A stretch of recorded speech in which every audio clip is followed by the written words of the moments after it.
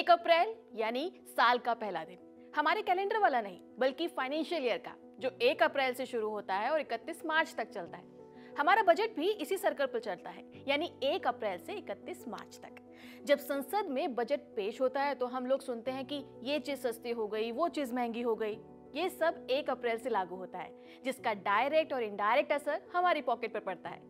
Budget पेश करते समय यूं तो सरकार ने कई सारी योजनाओं की घोषणा की थी, लेकिन किसका फायदा कब मिलेगा ये डिपेंड करता है टाइप ऑफ स्कीम और उसके प्रोसेस ऑफ इम्प्लीमेंटेशन से। इंफ्रास्ट्रक्चर एंड डेवलपमेंट प्रोजेक्ट्स या फिर सोशल वेलफेयर स्कीम का फायदा, ये सब मिलने में हमें समय लगता है, क्योंकि इन पर काम करने का एक लंबा प्रोसेस होता है। जैसे कि एक्सप्रेसवे बनाना या एयरपोर्ट बनाना, इनमें समय लगता है। लेकिन बहुत सारी ऐसी घोषणाएं भी होती हैं जो कि फाइनेंशियल ईयर शुरू होने के साथ ही यानी कि 1 अप्रैल से लागू हो जाती हैं, जैसे कि इनकम टैक्स में छूट या फिर सब्सिडी से जुड़े हुए फायदे आपको हाथों हाथ मिलने लगते हैं। नमस्कार, मेरा नाम है डिम्पिका पवार और आप देख रहे हैं खबर गांव। इस वीडियो में मैं आपको बताऊंगी न्यू फाइनेंशियल ईयर में होने वाले उन चेंजेस के बारे में जो 1 अप्रैल से लागू होने वाले हैं। इसमें सबसे पहला चेंज जो सभी के लिए बहुत इंपॉर्टेंट है, या यूं कहूं कि एक वेलकम न्यूज है, वो ये कि न्यू टैक्स रेजिम के अंतर्गत टैक्स स्लैब रेट में बदलाव किया गया है, जिसमें अब 12 लाख रुपए तक की कमाई पर कोई टैक्स नहीं देना होगा। ऐसा हो जाने से टैक्स देने वाले लोगों के लिए ये एक बहुत बड़ी राहत की बात है। पहले 12 लाख तक की सालाना इनकम पर लगभग सरकार 15% का तो टैक्स लगा दिया करती थी, लेकिन अब 75,000 रुपए तक का स्टैंडर्ड डिडक्शन से उसकी टैक्सेबल इनकम को कम करने में मदद मिलेगी। इसके अलावा 20 से 24 लाख की इनकम के लिए 25% टैक्स का नया स्लैब भी ऐड किया गया है। इससे होगा ये कि अब मिडिल क्लास या फिर अपर मिडिल क्लास वाले इनकम ग्रुप को टैक्स में बचत होगी। दूसरा बदलाव है टैक्स डिडक्शन एट सोर्स, यानी कि टीडीएस लिमिट को बढ़ा दिया गया है। ये टीडीएस क्या होता है? टीडीएस टैक्स कलेक्शन का एक तरीका है। टीडीएस इनकम के सोर्स पर काटा जाता है, यानी कि अगर कोई कंपनी या व्यक्ति आपको सैलरी दे रहा है तो कंपनी उस पर टीडीएस काटकर सरकार को जमा कर देती है और बाकी बची हुई सैलरी, पेंशन या कमीशन आपको दे देती है। हालांकि आईटीआर फाइल करने के बाद जो भी पैसा आपका बनता है वो आपको वापस मिल जाता है।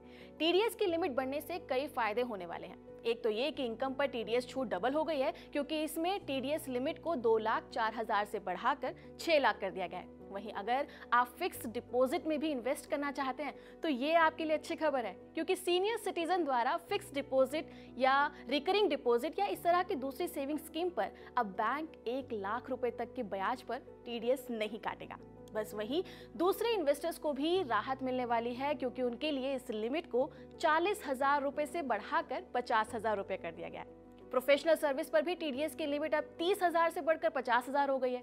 इसका असर ये होगा कि उन लोगों पर टीडीएस का बोझ कम होगा जिनकी इनकम ज्यादा नहीं है, और कैश फ्लो में भी इससे सुधार होने की उम्मीद है। तीसरी अच्छी खबर ऐसे लोगों के लिए है जो विदेश में पढ़ाई कर रहे हैं। 1 अप्रैल से विदेश में पढ़ाई करने वालों को भेजे जाने वाले पैसों पर टैक्स कलेक्टेड एट सोर्स की लिमिट अब 7 लाख रुपए से बढ़ाकर 10 लाख रुपए कर दी गई है। वहीं अगर पैसा किसी फाइनेंशियल ऑर्गेनाइजेशन जैसे कि बैंक से लोन लिया गया हो तो टीसीएस नहीं लगेगा। आगे बढ़ने से पहले टीसीएस भी समझ लेते हैं।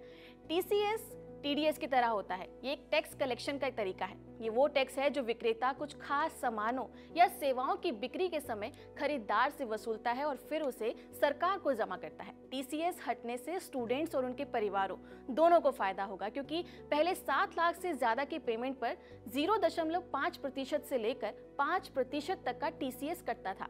इससे ट्रांसफरिंग प्रोसेस थोड़ा सा हेक्टिक हो जाता था, लेकिन अब ये लोगों को आराम देगा। साथ ही दूसरे देश में बैठे बच्चों को 10 लाख रुपए तक की पूरी पेमेंट भेज पाएंगे। एक और चीज आपने नोटिस की होगी, पिछले कुछ दिनों से आपके पास इनकम टैक्स रिटर्न भरने के कई सारे मैसेजेस और कॉल आ चुके होंगे और आपको जल्दबाजी में रिटर्न भरना पड़ता होगा।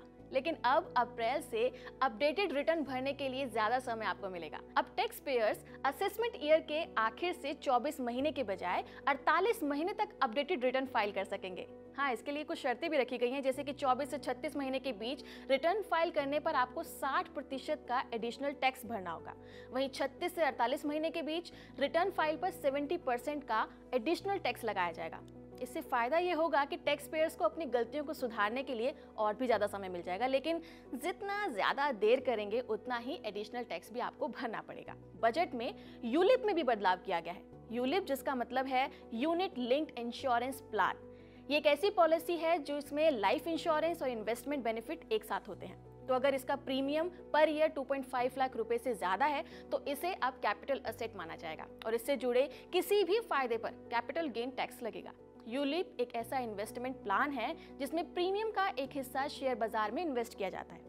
अगर इसे 12 महीने से ज्यादा समय तक रखा जाता है तो इस पर लॉन्ग टर्म कैपिटल गेन के रूप में अब 12.5% का टैक्स लगेगा और अगर इसे 12 महीने से कम समय तक रखा जाता है तो इस पर शॉर्ट टर्म कैपिटल गेन के रूप में 20% टैक्स लगेगा। इससे हाई प्रीमियम वाले यूलिप इन्वेस्टर्स को अब टैक्स देना पड़ेगा।